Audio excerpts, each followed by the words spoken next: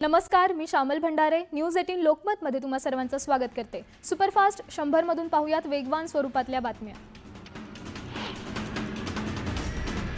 राज्यातील हिंदू मांस विक्रेत्यांसाठी मल्हार झटका सर्टिफिकेट दिलं जाणार आहे. झटका पद्धतीने जनावरांची कत्तल करून मांस विक्री करणाऱ्या हिंदू मांस विक्रेत्यांना हे झटका सर्टिफिकेट दिलं जाणार आहे. मत्स्योद्योग आणि बंदरे विकास मंत्री नितेश राणेंनी सर्टिफिकेटची घोषणा केली. कुणी काय खावं, कसं खावं, कुणाकडून घेऊन खावं हे सांगणारे नितेश राणे कोण असा सवाल जितेंद्र आव्हाडांनी केलाय. तर काही लोकांना भारतातच अफगाणिस्तान, पाकिस्तान बनवायचा असल्याची टीका संजय राऊत यांनी केली आहे. मल्हार झटका सर्टिफिकेटला जेजुरी ट्रस्टच्या सदस्यांनी विरोध केलाय. मटणाच्या वेबसाईटला हिंदू देवाचं नाव नको अशी भूमिका जेजुरी संस्थान ट्रस्टने घेतली आहे, असं पत्र नितेश राणेंना पाठवण्यात आलंय. बनावट जन्म प्रमाणपत्र घेऊन महाराष्ट्रात बांगलादेशी आणि रोहिंग्यांनी सुरू केलेल्या हैदोसवर बंदी घालण्यासाठी महाराष्ट्र सरकारनं दमदार पावलं उचलली आहेत. जन्म मृत्यू नोंदणी अधिनियमात अभूतपूर्व बदल करण्याचा निर्णय चंद्रशेखर बावनकुळेंनी घेतलाय. अर्जातील माहिती खोटी आढळल्यास कारवाई केली जाणार आहे. न्यूज 18 लोकमतच्या बातमीनंतर प्रशासनाला जाग आली आहे. डोंबिवली पूर्वेतील साई गॅलेक्सी इमारतीच्या बिल्डरवर बनावट कागदपत्र बनवल्याप्रकरणी गुन्हा दाखल करण्यात आला आहे. जागेचे खोटे सातबारे, नकाशे तसंच शासकीय कागदपत्र बनावट बनवल्याचा बिल्डरवर आरोप आहे.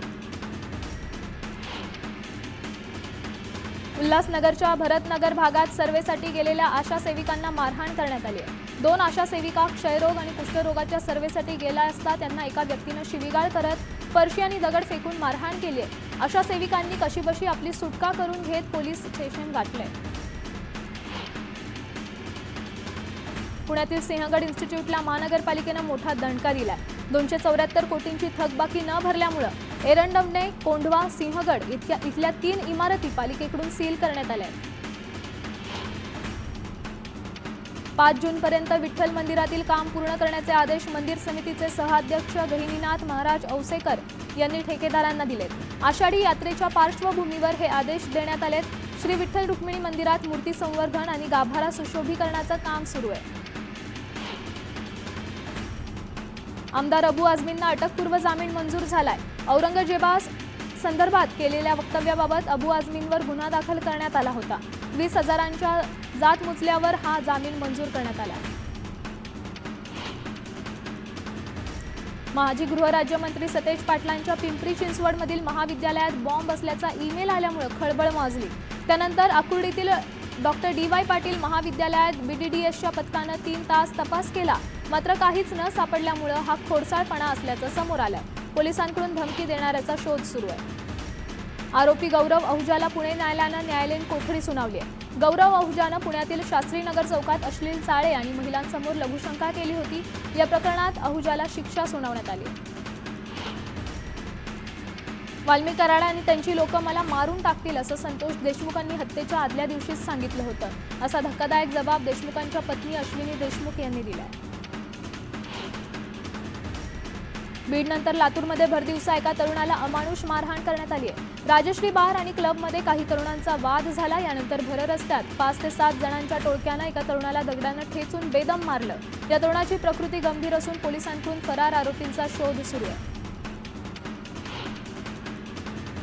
वाल्मिक कराड असलेल्या बीड शहर पोलीस ठाण्याच्या कोठडीतील CCTV दाखवा अशी मागणी धनंजय देशमुखांनी केली आहे. तर बीड शहर पोलीस ठाण्यात बालाजी तांदळेंसारखाच दुसरा कुणी आलाय का अशी शंकाही देशमुखांनी उपस्थित केली आहे. नागपूर महापालिकेला आतापर्यंत 200 कोटींची मालमत्ता कर प्राप्त झालाय. दरम्यान थकबाकी असणाऱ्या 1000 मालमत्ता पालिका विक्रीस काढणार आहेत. पालिकेच्या अधिकारी आणि कर्मचाऱ्यांनी जर मालमत्ता कर भरला नाही तर कडक कारवाईचा इशारा पालिकेनं दिलाय. मुंबईच्या एअरटेल गॅलरीमधील कर्मचाऱ्यांनी मराठी ग्राहकाला दम दिलाय. आम्हाला मराठी येत नाही, आम्ही मराठीत बोलणार नाही, तुम्हीच हिंदीत बोला असं कर्मचाऱ्यांकडून सांगण्यात आलं. या संभाषणाचा व्हिडिओ सध्या व्हायरल होतोय. दरम्यान एअरटेलमधील कर्मचाऱ्यांवर कारवाई करा, अन्यथा मुंबईत एअरटेलची गॅलरी दिसणार नाही असा इशारा उभाटा पक्षाकडून देण्यात आलाय. कल्याण ग्रामीण मतदारसंघातील 14 गावं नवी मुंबई महानगरपालिका हद्दीत समाविष्ट करण्याच्या निर्णयाला वनमंत्री गणेश नाईक यांनी विरोध केलाय.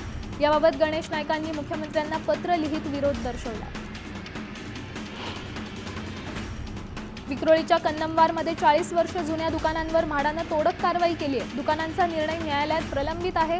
अद्याप दुकानदारांना पर्यायी जागा मिळाली नाहीये. त्यामुळे संतापलेल्या दुकानदारांनी म्हाडाविरोधात कारवाई करण्यासंदर्भात निवेदन विक्रोळी पोलीस ठाण्यात दिलंय. ठाण्यात ठिकठिकाणी कचरा साचलाय, ज्यामुळे ठाणेकर त्रस्त झालेत. दरम्यान या प्रश्नावर महानगरपालिकेने 3 ते 4 दिवसात तोडगा न काढल्यास सगळा कचरा पालिकेच्या मुख्यालयात टाकणार असा इशारा राष्ट्रवादी काँग्रेसचे प्रवक्ते आनंद परांजपे यांनी दिलाय. तर खंडणी वसुलीसाठी अधिकाऱ्यांमध्ये स्पर्धा रंगल्याचा आरोप करत मुख्यमंत्र्यांनी क्लीन टीएमसी मोहीम हाती घेण्याचंही आवाहन परांजपेंना केलंय. इतिहासाचं विकृतीकरण करणं हा सध्या अजेंडा राबवला जातोय. तोफखाना प्रमुख, अंगरक्षक, वकील हेही मुस्लिम होते, अशी प्रतिक्रिया जितेंद्र आव्हाडांनी दिली आहे. या सगळ्यामुळे महाराष्ट्राची हानी होणार अशी टीका आव्हाडांनी नितेश राणेंवर केली आहे. गेल्या निवडणुकीत एका उमेदवाराला 45 कोटी तर दुसऱ्याला 35 कोटी लागल्याची चर्चा आहे. मला मात्र 10-12 कोटी लागले आणि मी निवडून आलो, असा दावा माजलगावचे राष्ट्रवादी काँग्रेस आणि अजित पवार गटाचे आमदार प्रकाश सोळंके यांनी केला. आमदार आदित्य ठाकरे यांनी पर्यावरण मंत्री पंकजा मुंडे यांची भेट घेतली. पुण्यातील वेताळ टेकडी रिव्हर फ्रंट डेव्हलपमेंट आणि नव्या महाबळेश्वर प्रकल्पामुळे होणाऱ्या पर्यावरणाच्या ऱ्हासासंदर्भात आदित्य ठाकरेंनी पंकजा मुंडेंसोबत चर्चा केली. आमदार सुरेश धस यांनी केलेल्या आरोपांना धनंजय मुंडेंचे बंधू अजय मुंडे यांनी जोरदार प्रत्युत्तर दिलंय. परळीतील निवासस्थानाच्या नूतनीकरणाचं काम सुरू असल्यामुळे त्यांची आई गावाकडे राहते. आमचं कुटुंब एक असून आम्ही धनंजय मुंडेंसोबत आहोत, असं अजय मुंडे म्हणाले. तर खोक्याच्या प्रकरणात धस यांना सहआरोपी करावं अशी मागणी अजय मुंडेंनी केली आहे. अमरावतीमध्ये विभागस्तरीय गुंतवणूक शिखर परिषदेचं आयोजन करण्यात आलं. विभागीय आयुक्त श्वेता सिंगल यांच्या अध्यक्षतेत जिल्हाधिकारी सौरभ कटियार यांनी उपस्थिती लावली. राज्याच्या विकासाला चालना देणं हा या परिषदेचा उद्देश होता. लातूर जिल्हा काँग्रेस कमिटीचे जिल्हाध्यक्ष कौशल्य उदगे यांनी जिल्हाध्यक्षपदाचा राजीनामा दिलाय. हर्षवर्धन सपकाळ यांच्याकडे त्यांनी राजीनामा सुपूर्द केलाय. कोल्हापुरात एका भावाने स्वतःच्या सख्ख्या बहिणीलाच 26,78,000चा चुना लावलाय. बहिणीच्या आरोपांनंतर श्रीनाथ पाटील या तरुणाला पोलिसांनी अटक केली आहे. दरम्यान पैसे परत करण्यास नकार देत भावाने ठार मारण्याची धमकी दिल्याचाही आरोप बहिणीनं केलाय. अहिल्यानगर जिल्ह्यातील बेलपिंपळगावची काही वर्षांपूर्वी लूटमार करणारे आणि व्यसनाधीन तरुणांचं गाव अशी ओळख होती. मात्र आता हे गाव मंदिरांचं गाव, धार्मिक गाव म्हणून ओळखलं जातं. इथं स्वामी समर्थ महाराजांचा मठ असून अख्खं गाव सेवेकरी बनलंय. प्रत्येक गुरुवारी जवळपास 2,000 लोकांना अन्नदान केलं जातं. विशेष म्हणजे पुढच्या 13 वर्षांच्या अन्नदानाच्या पंक्ती आत्ताच बुक झाल्या. नंदुरबारच्या गुजर भवाली गावातील विकास कामांवरून आज 2 गट पोलीस स्टेशनमध्येच आमने सामने आले. भ्रष्टाचाराचा आरोप करत एका गटानं पंचायत समितीला घेराव घातला. यावेळी दुसऱ्या गटानं विकास कामाबाबत खोडा घातल्याचा आरोप करत पहिल्या गटावर टीका केली. यानंतर हा वाद पोलीस स्टेशनमध्ये पोहोचला आणि तिथेच दोन्ही गट आमने सामने आले. नांदेडमध्ये मार्च महिन्यातच पाणी टंचाईच्या झळा बसायला सुरुवात झाली आहे. भोकरमधील अनेक गावात पाणी टंचाईची समस्या उद्भवली आहे. विहिरींनी तळ गाठल्यामुळे नागरिकांना पाण्यासाठी भटकंती करावी लागते. शेतातील विहिरीत किंवा बोरवेल जवळ जाऊन ग्रामस्थांना पाणी आणावं लागतंय. रत्नागिरी आणि रायगडला जोडणाऱ्या काशेडी बोगद्याची दुसरी लेन शिमगोत्सवाच्या पार्श्वभूमीवर सुरू करण्यात आली आहे. त्यामुळे मुंबई पुण्याहून येणाऱ्या लाखो चाकरमान्यांचा प्रवास सुखद होणार आहे. लासलगाव, मनमाडसह नाशिकमधील सगळ्याच बाजार समित्यांमध्ये कांद्याच्या भावात घसरण झाली आहे. येत्या आठवड्यात तुलनेत कांद्याच्या दरात 700 रुपयांची घसरण झाली आहे. त्यामुळे कांदा उत्पादक शेतकरी हवालदिल झालाय. नंदुरबारच्या तळोदा पालिकेसमोर जय श्रीराम सोशल ग्रुपनं अभिनव आंदोलन केलंय. वारंवार आंदोलन, निवेदन देऊनही आश्वासनांची पूर्तता न केल्यामुळे या सोशल ग्रुपनं शहराभरातील कचरा गोळा करत थेट पालिकेच्या प्रवेशद्वारावरच टाकलाय. भीमशक्ती सामाजिक संघटनेनं अन्याय अत्याचाराविरोधात राज्यभर आंदोलन पुकारलंय. सोलापुरातील जिल्हा परिषदेसमोर ही भीमशक्ती संघटनेच्या कार्यकर्त्यांनी 1 दिवसीय भजन आंदोलन केलं. महाराष्ट्राचे पहिले मुख्यमंत्री स्वर्गीय यशवंतराव चव्हाण यांची उद्या जयंती आहे। दरम्यान यशवंतराव चव्हाणांना अभिवादन करण्यासाठी उपमुख्यमंत्री अजित पवारांसह इतर राजकीय नेते समाधीस्थळी उपस्थित राहणार आहेत। दरम्यान समाधीस्थळाचा एक व्हिडिओ समोर आलाय।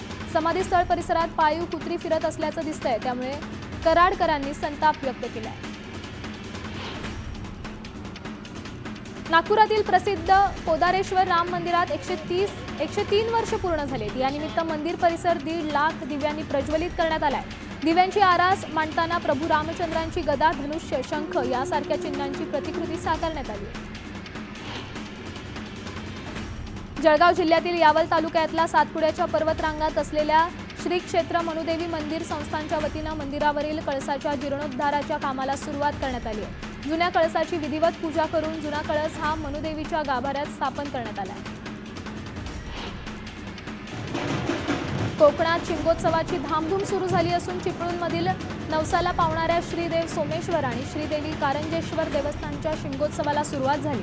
चिपळूणच्या जवळ असलेल्या गावळकोटमधून या दोन्ही चांदीच्या पालख्या पेटमाकडे म्हणजेच श्री कारंजेश्वरी देवीच्या माहेरी जायला निघाल्या। मुळशी तालुक्यातील पौड गावाचे विद्यमान सरपंच लोकप्रिय असलेले प्रशांतदादा रामचंद्र वाल्हेकर यांनी वेशभूषा आणि खेळ पैठणीची स्पर्धा आयोजित केली। या स्पर्धेत उत्स्फूर्त अशा 800हून जास्त महिला स्पर्धकांनी सहभाग घेतला। जागतिक महिला दिन आणि सावित्रीबाई फुलेंच्या स्मृतिदिनानिमित्त या कार्यक्रमाचं आयोजन करण्यात आलं होतं। अकोल्यातील डॉक्टर पंजाबराव देशमुख कृषी विद्यापीठात 18व्या वसंतराव नाईक स्मृती राष्ट्रीय परिसंवादाचं आयोजन करण्यात आलं। शेती प्रणालींच्या पुनरुज्जीवनासाठी हवामान अनुकूल तंत्रज्ञानाचा प्रभावी वापर कसा करावा या विषयावर चर्चा झाली। यंदा होळीनिमित्त लहान मुलांमध्ये आधुनिक पिचकाऱ्यांची क्रेज दिसतेय। 50 रुपयांपासून 2,500 पर्यंतच्या विविध आकाराच्या पिचकाऱ्या एपीएमसी बाजारात दाखल झाल्यात, तर बाजारात नैसर्गिक रंगांच्या मागणीत वाढ झाली आहे। नवी मुंबईतील एपीएमसी बाजारात होळीचे अनेक रंग आले। होळीच्या रंगांनी बाजारपेठा सजल्यात। दरम्यान मागच्या वर्षापेक्षा यंदा नागरिकांचा प्रतिसाद कमी असल्याची प्रतिक्रिया व्यापाऱ्यांनी दिली आहे। पेण तालुक्यातील दुर्शेत फाटा इथं नदीकिनारी एका सुटकेसमध्ये महिलेचा मृतदेह आढळलाय। 4 ते 5 दिवसांपूर्वी या महिलेचा मृत्यू झाल्याचा अंदाज पोलिसांनी वर्तवलाय। दरम्यान अज्ञाताविरोधात हत्येचा गुन्हा दाखल करण्यात आलाय। उल्हासनगरच्या पंजाबी कॉलनी परिसरातील ज्वेलर्सच्या दुकानात चोरी झाली आहे। मुलीला अंगठी करण्याच्या बहाण्यानं एक व्यक्ती दुकानात आला। दरम्यान सोन्याची अंगठी चोरून खिशात ठेवली आणि बनावट अंगठी रॅकमध्ये ठेवून संबंधित व्यक्ती निघून गेला। या प्रकरणी उल्हासनगर मध्यवर्ती पोलीस ठाण्यात गुन्हा दाखल करण्यात आला असून सीसीटीव्हीच्या मदतीने चोराचा शोध सध्या सुरू आहे। थारने बीएमडब्ल्यूसह उभ्या असलेल्या दुचाकीला धडक दिली। मद्यधुंद अवस्थेत अल्पवयीन मुलं ही कार चालवत असल्याचं समोर आलंय। अपघातानंतर कार जागीच सोडून ही मुलं पसार झाली आहेत। या अपघाताची नोंद नेरूळ पोलीस ठाण्यात करण्यात आली आहे। नेरूळ सेक्टर 6 मधील इमारतीसमोर ही घटना घडली आहे। पवईत क्लासला गेलेल्या अल्पवयीन मुलींबरोबर छेडछाड करणाऱ्या शिक्षकाला नागरिकांनी चोप दिला। मुलींचा पाठलाग हा शिक्षक अश्लील चाळे करत होता।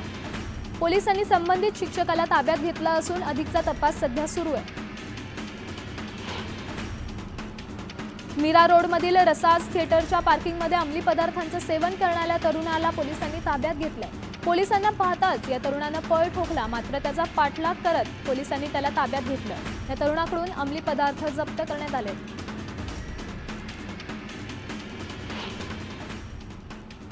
काही क्षणांची विश्रांती घेतोय, लगेचच पुन्हा परत येतोय। पाहत रहा न्यूज 18 लोकमत।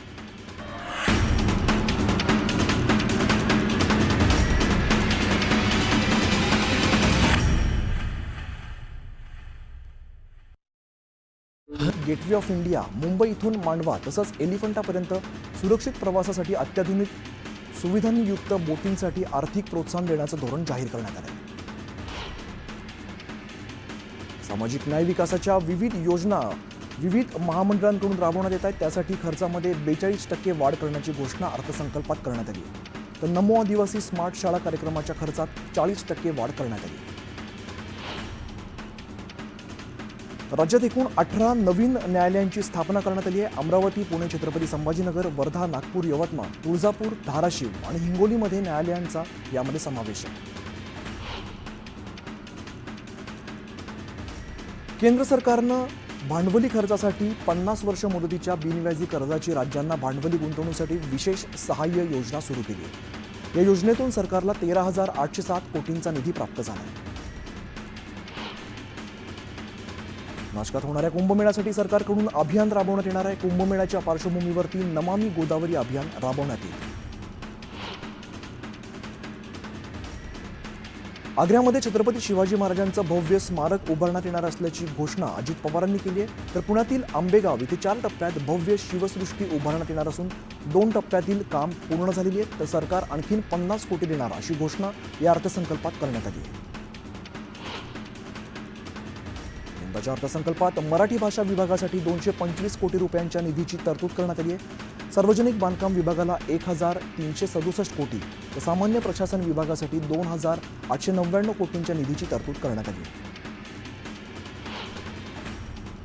अर्थसंकल्पातून सर्वसामान्य जनतेला न्याय देण्याचा प्रयत्न करण्यात आला आहे। सर्वसामान्य जनतेसाठी 25 लाख घरं उभारण्यासाठी अर्थसंकल्पात तरतूद करण्यात आली अशी माहिती अर्थमंत्री अजित पवारांनी दिली।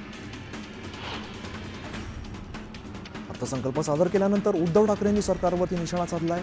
अत्यंत बोगस अर्थसंकल्प सादर केलाय। सरकारने नुसत्या थापा मारल्यात दिलेली आश्वासनं पूर्ण केलेली नाहीत। महाराष्ट्राला खड्ड्यात घालण्याचं काम या सरकारनं केलंय। आधीच्या अर्थसंकल्पातील कामांचाच या अर्थसंकल्पात उल्लेख आहे असं म्हणत उद्धव ठाकरेंनी टोला लागला।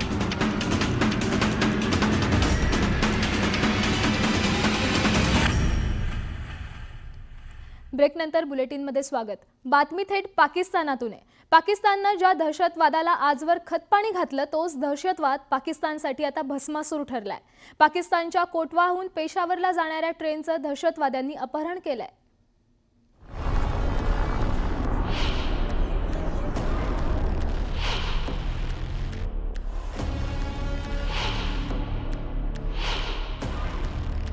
पाकिस्तानात ट्रेन हायजॅक करण्यात आली आहे।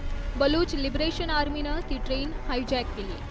त्या ट्रेनमध्ये 450 प्रवासी असल्याचं सांगितलं जात आहे। ही ट्रेन क्वेटाहून पेशावरकडे निघाली होती, पण अत्यंत नियोजनबद्ध पद्धतीनं दहशतवाद्यांनी अतिदुर्गम भागात ही ट्रेन रोखली।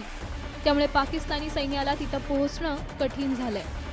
इथं पोहोचण्यासाठी रस्ते धड नाहीयेत, ना जवळपास कोणतीही वस्ती आहे। सर्वात महत्त्वाचं म्हणजे भुयारी मार्गात ही ट्रेन रोखली आहे। या भागामध्ये चायना पाकिस्तान इकॉनॉमिक कॉरिडॉर नावाचा एक मोठा रस्ता पाकिस्तान आणि चीनने सुरू केलेला आहे की जो बलुचिस्तानच्या ग्वाडर बंदरातून निघून तो बलुचिस्तानमधून जाऊन चीनमध्ये शिनझियांगमध्ये पोहोचतो। परंतु बलुचिस्तानच्या लोकांना ते मान्य नाही। त्यांना वाटतं की त्यांची जी नैसर्गिक संपत्ती आहे त्याची लूट होते आहे, म्हणून वेगवेगळे जे गट आहेत बलुचिस्तानचे ते तिथे असलेल्या चिन्यांवरती, तिथे असलेल्या पाकिस्तानी सैन्यावरती, पाकिस्तानी सैन्याच्या अर्धसैनिक दलांवरती हल्ले करतात आणि आपला राग हा व्यक्त करतात। या जाफर एक्सप्रेसमध्ये पाकिस्तानी लष्कर, पोलीस, दहशतवादी, विरोधी दल आणि ISI या गुप्तचर संस्थेचे अधिकारी प्रवास करत होते। हे सगळे सुट्टीसाठी पंजाबला जात होते। पाकिस्तानी लष्करानं सुटकेसाठी कारवाई केल्यास पोलीस ठेवलेले 182 लष्करी जवान आणि ISI अधिकाऱ्यांना ठार करण्याची धमकी या दहशतवाद्यांनी दिली आहे। अशा पद्धतीनं दहशतवाद्यांकडून ट्रेन हायजॅकचे प्रयत्न यापूर्वी 2 वेळा झाले। 1975 साली नेदरलँडमध्ये हुगेविन बेलेन जाणाऱ्या ट्रेनचं हायजॅक करण्यात आलं होतं। त्यामध्ये 50 प्रवासी होते। सुरक्षा रक्षकांनी 7 दहशतवाद्यांचा खात्मा करून प्रवाशांची सुटका केली होती। त्या कारवाईत 3 प्रवाशांचा मृत्यू झाला होता। तर दुसरी घटना नेदरलँडमध्येच घडली होती। 1977 साली त्या ट्रेन हायजॅकमध्ये 8 प्रवाशांचा मृत्यू झाला होता, तर 9 दहशतवादी मारले गेले होते। ट्रेन हाईजैक ये तो एक नया है और इसमें प्रॉब्लम ये है कि जो हॉस्टेजेस की नफरी है वो बहुत बड़ी है।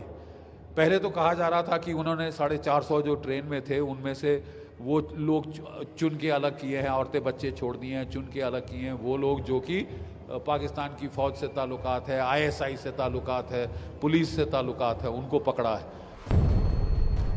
बलूच लिबरेशन आर्मीनं ट्रेनचं अपहरण केलं असलं तरी अद्याप सरकारकडे कोणतीही मागणी केली नाहीये।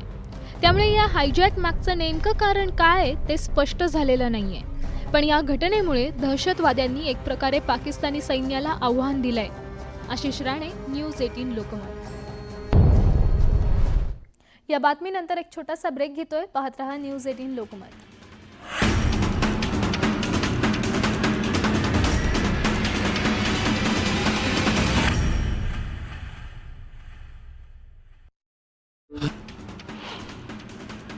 सरकारनं महाराष्ट्राला कर्जबाजारी केलंय. सर्वसामान्यांसाठी अर्थसंकल्पात काहीच नव्हतं.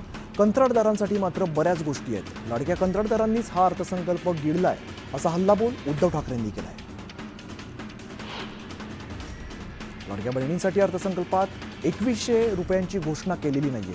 2100 रुपये भविष्यात देणार आहात, मग मतही तेव्हाच मागायची होती असा टोला उद्धव ठाकरेंनी सरकारला लगावलाय.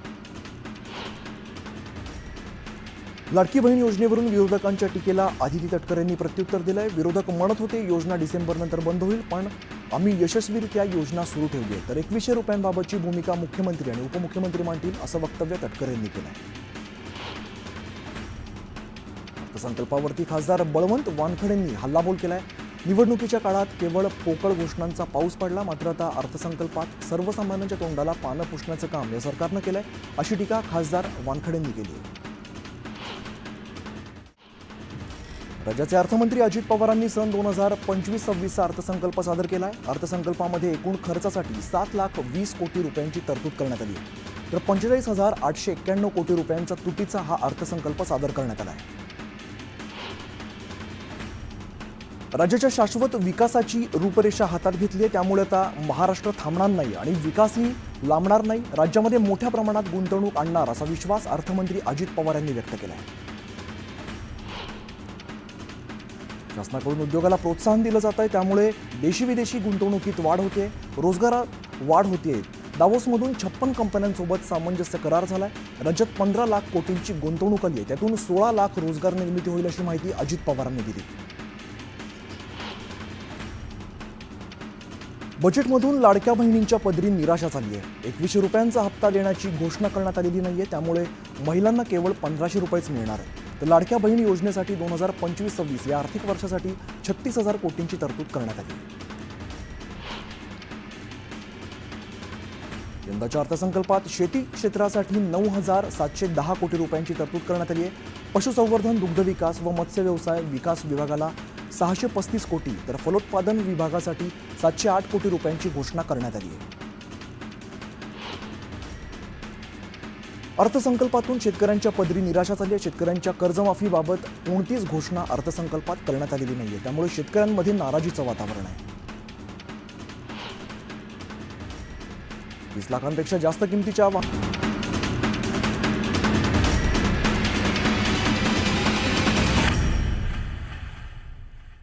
ब्रेकनंतर स्वागत. उर्वरित वेगवान स्वरूपातल्या बातम्यांचा आढावा घेऊयात.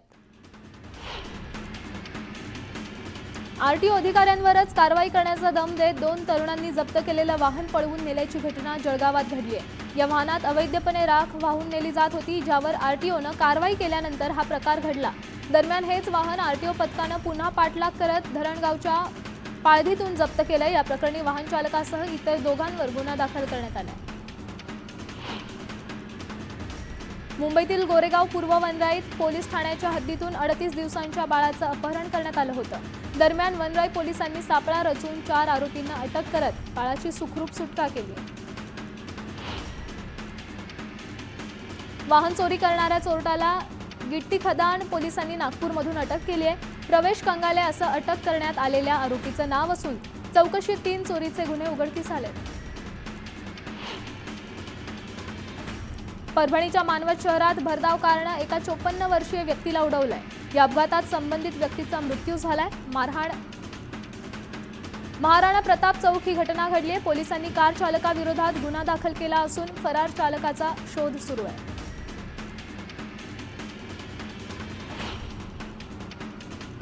या बातम्यांनंतर आज इथेच थांबतोय. ताज्या घडामोडींसाठी पाहत रहा न्यूज 18 लोकमत.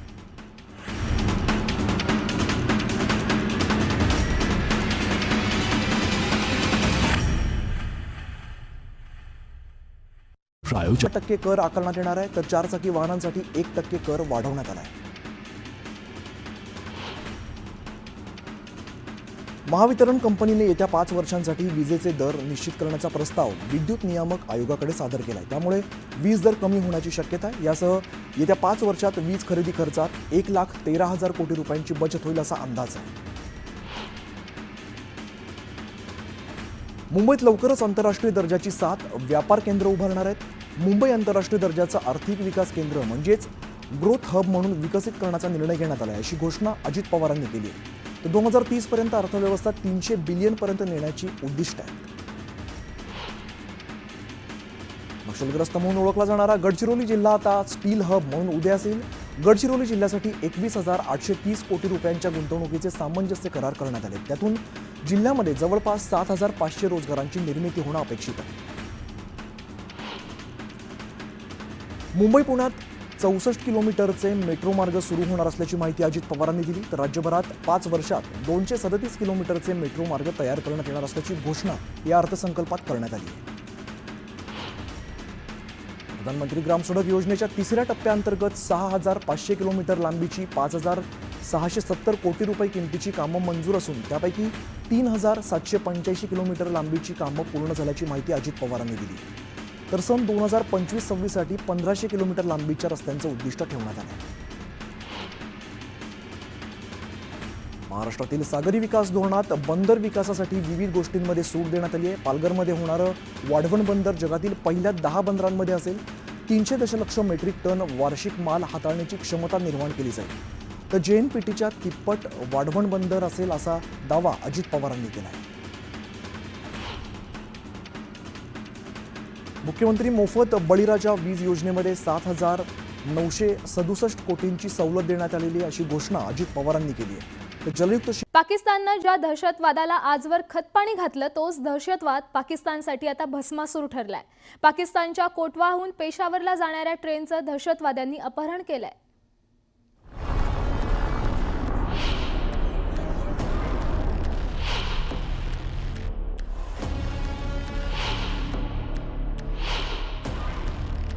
पाकिस्तानात ट्रेन हायजॅक करण्यात आली आहे.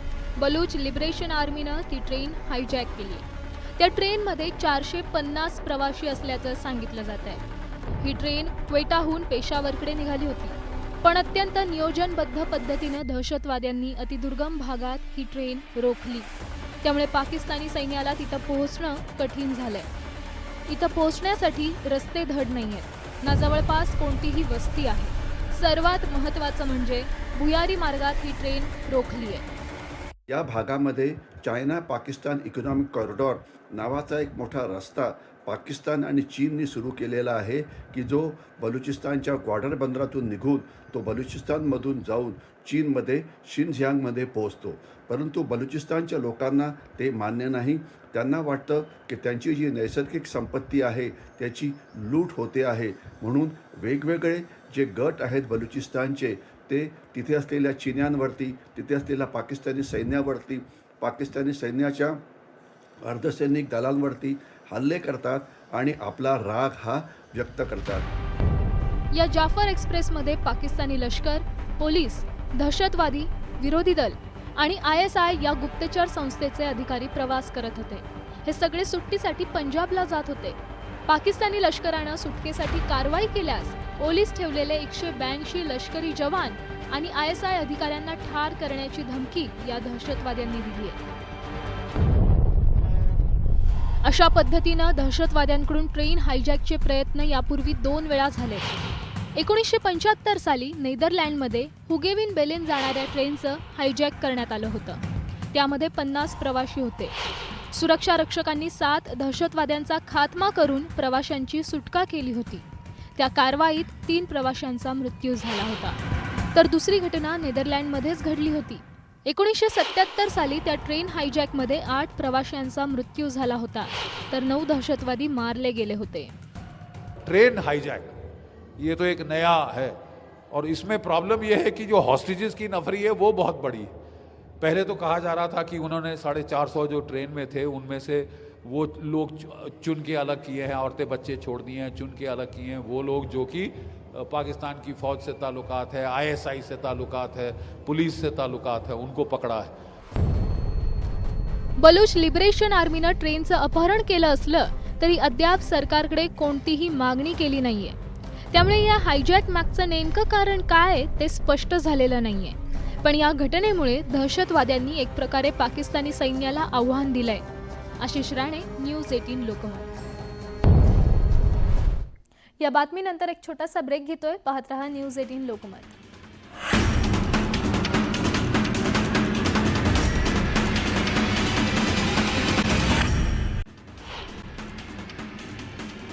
आरटीओ अधिकाऱ्यांवरच कारवाई करण्याचा दम देत 2 तरुणांनी जप्त केलेलं वाहन पळवून नेल्याची घटना जळगावात घडली आहे. या वाहनात अवैधपणे राख वाहून नेली जात होती, ज्यावर आरटीओनं कारवाई केल्यानंतर हा प्रकार घडला. दरम्यान हेच वाहन आरटीओ पथकानं पुन्हा पाठलाग करत धरणगावच्या पाळधीतून जप्त केलं. या प्रकरणी वाहन चालकासह इतर दोघांवर गुन्हा दाखल करण्यात आला. मुंबईतील गोरेगाव पूर्व वनराईत पोलीस ठाण्याच्या हद्दीतून 38 दिवसांच्या बाळाचं अपहरण करण्यात आलं होतं. दरम्यान वनराई पोलिसांनी सापळा रचून 4 आरोपींना अटक करत बाळाची सुखरूप सुटका केली. वाहन चोरी करणाऱ्या चोरट्याला गिट्टी खदान पोलिसांनी नागपूरमधून अटक केली आहे. प्रवेश कंगाले असं अटक करण्यात आलेल्या आरोपीचं नाव असून चौकशीत 3 चोरीचे गुन्हे उघडकीस आले. परभणीच्या मानवत शहरात भरधाव कारनं एका 54 वर्षीय व्यक्तीला उडवलंय. या अपघातात संबंधित व्यक्तीचा मृत्यू झालाय. महाराणा प्रताप चौक ही घटना घडली आहे. पोलिसांनी कार चालकाविरोधात गुन्हा दाखल केला असून फरार चालकाचा शोध सुरू आहे.